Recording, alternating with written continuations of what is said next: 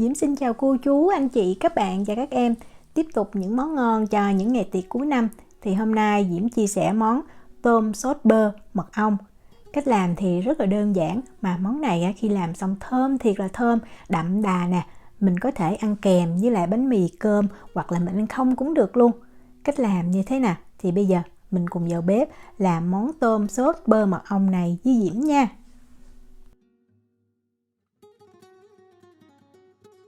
Diễm Ti giới thiệu về tôm trước nha. Món này thì mình có thể dùng tôm không có đầu như vậy, hoặc là dùng nguyên con tôm có đầu vẫn ngon. Với công thức này thì mình cần 800g tôm. Tôm bên Diễm thì chủ yếu là tôm đông đá nha. Diễm mua cái hiệu này nè. Cái size của tôm này là 13, 15, hoặc là mình mua size tôm là 16, 20 cũng được. Tôm càng to thì nó xịn hơn ha. Tôm đông đá này thì mình phải rã đông thiệt là nhanh mới giữ được cái độ tươi ngon cho tôm. Thì vừa lấy từ trong tủ đá ra ha, Diễm sẽ xả nước lạnh. Lưu ý là nước lạnh nha. Mình xả cho cái lớp nước đá ở ngoài tôm nó tan. Rồi mình để ở đây khoảng 5 phút á. Sau 5 phút mình quay trở lại, mình xả thêm nước nữa. Cứ như vậy khoảng chừng 20 cho tới 30 phút là tôm nó sẽ tan. Đó, tôm nó tan, nó mềm như vậy là được nha. Khi tôm tan rồi thì mình để lên cái rổ cho nó ráo nước khoảng 5 phút. Rồi bây giờ mình sẽ chẻ cái lưng tôm ra. Diễm dùng một cái con dao mũi nhọn như vậy và bén ha. Và mình lưu ý là mình sẽ chẻ giống như chẻ xuống, không có chẻ ngang ha. Tại vì mình chẻ ngang cái vỏ tôm nó dày thì rất là khó và có thể trợt, dễ bị đứt tay nữa. Đó, mình làm như Diễm tức là chẻ dọc xuống. Rồi mình lấy đường chỉ đen ở lưng tôm ra. Vậy là mình đã sơ chế xong tôm rồi. Bây giờ mình đi làm cái nước sốt nha. Đầu tiên Diễm có ở đây là 4g bột ớt chuông. Cái cách đo bằng muỗng thì Diễm ghi ở phần miêu tả video ha. Bột ớt chuông này giúp cho cái sốt nó có cái màu đỏ đẹp. Mình lấy một cái chén nhỏ đó, mình cho bột ớt chuông vào.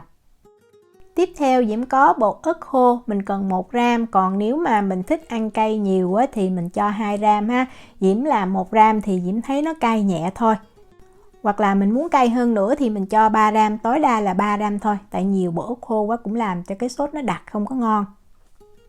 Nguyên liệu tiếp theo đó chính là bột tỏi, mình cần 2g. Bột tỏi này thì mình lưu ý khi mà mình mua là bột tỏi hoàn toàn không có pha muối trong đó ha. Tại vì nếu có muối thì nó sẽ có bị mặn đó. Ở đây Diễm có thêm là 2g bột hành. Và bột hành Diễm cũng dùng cùng hiệu luôn. Và bột hành này cũng là bột hành sấy nguyên chất, không có muối. Mình cho bột hành vào chung với lại bột tỏi ớt luôn. Và để tạo vị mặn thì mình có muối ha.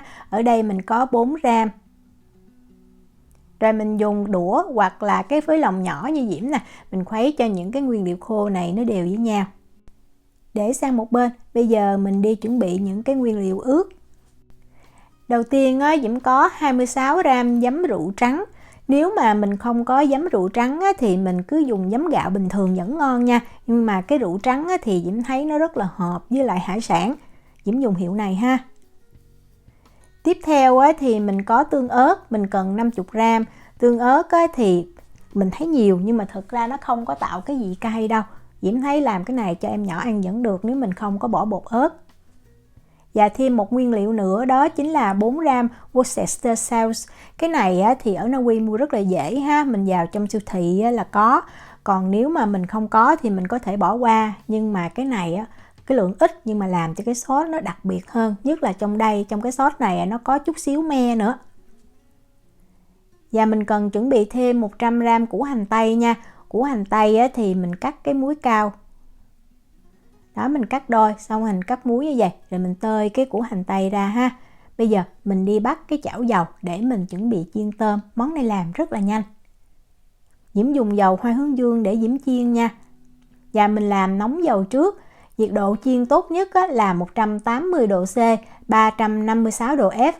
Tôm thì mình không có chiên lâu. Tại chiên lâu cái tôm nó không có được giữ được cái nước nó mất đi cái vị ngọt, đồng thời nó cũng bị khô cứng nữa. Khi mà dầu nóng đủ rồi thì Diễm lấy một cái thau nè. Rồi Diễm cho khoảng từ 10 cho tới 12 con tôm vào trong thau. Mình cũng có thể dùng cái túi dày chút, không mấy mình lắc thì dễ bị rách đó. Rồi Diễm cho vào đây một muỗng canh tinh bột khoai tây. Nếu mà không có tinh bột khoai tây, mình có thể thay bằng tinh bột bắp hoặc là bột năng cũng được luôn. Rồi bây giờ mình xóc lên cho đều ha. Mình có thể cầm xóc như vậy, hoặc là mình dùng đũa hay là dùng tay mình trộn lên cũng được. Mình thấy là cái bột á, nó áo đều trong tôm là được.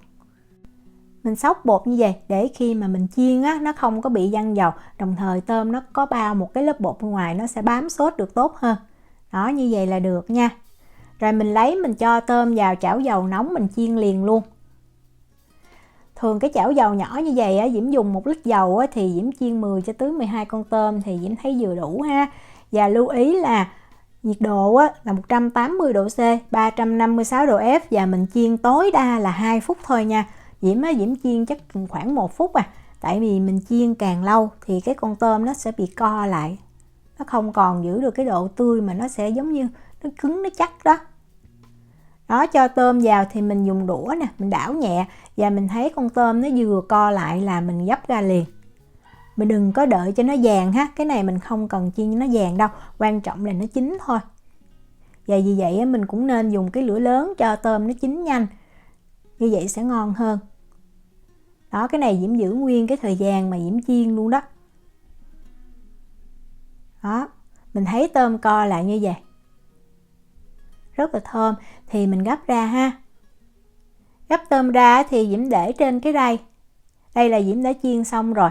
800g tôm này thì Diễm đếm được là 32 con. Với cách chiên này thì mình có thể làm cái món tôm mà xóc muối sả, hoặc là mình làm tôm sốt me cũng ngon nữa, hoặc sốt chua ngọt. Hôm nay Diễm chia sẻ cái sốt bơ mật ong này thì Diễm thấy rất đặc biệt và rất là thơm. Bây giờ mình lấy một cái chảo lớn nha, mình cho vào đây 50g bơ. Rồi mình bật lửa trung bình, mình làm cho bơ chảy. Lưu ý là mình không có bật lửa lớn nha, tại vì bơ cái nhiệt độ sôi của nó rất là thấp, vì vậy nếu mà mình bật cái lửa lớn quá bơ nó bị cháy đó. Đó, mình thấy bơ tan hết thì mình lấy cái hỗn hợp khô đó mình cho vào và mình giữ lửa trung bình ha, chỉ sôi nhẹ thôi. Mình xào cho cái hỗn hợp này nó thơm. Thời gian thì khoảng chừng 10 cho tới 15 giây à. Đó, khi mà mình thấy nó thơm và nó đều hết rồi thì bắt đầu mình mới lấy những cái nguyên liệu ướt mình cho vào. Đầu tiên là tương ớt nè, 50g. Để tạo độ ngọt thì mình có 50g mật ong. Tiếp theo là Worcestershire sauce. Và cuối cùng là mình cho giấm. Vẫn giữ lửa trung bình nha, và mình khuấy cho hỗn hợp này nó đều. Lúc này mình thấy rất là thơm luôn. Và mình giữ cho cái nước sốt này sôi nhẹ khoảng 30 giây là được. Làm rất là nhanh mà ngon nữa. Đó, mình xem, nó sôi nhẹ như vậy nha. Mình có thể nếm lại ha. Diễm nêm như vậy, cân đúng lượng thì Diễm thấy rất là vừa ăn luôn, là đậm đà ha.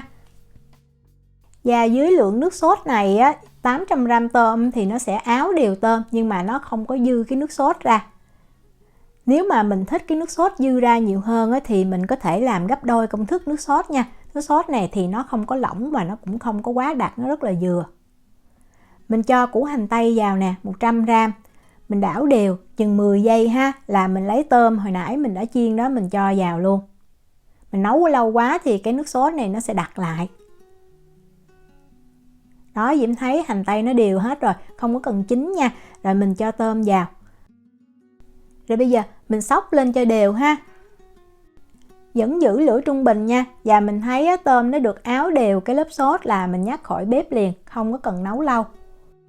Món này thì Diễm đi ăn tiệc ở Na Uy vài chỗ và mỗi nơi làm cái vị hơi khác nha tí xíu. Có nơi còn cho thêm sả băm vô, Diễm thấy cũng rất là ngon, mình có thể thử ha. Mình băm sả ra nhỏ, khi mà bơ nó tan rồi thì mình cho sả vào mình xào sơ trước, rồi mình mới cho những nguyên liệu khô.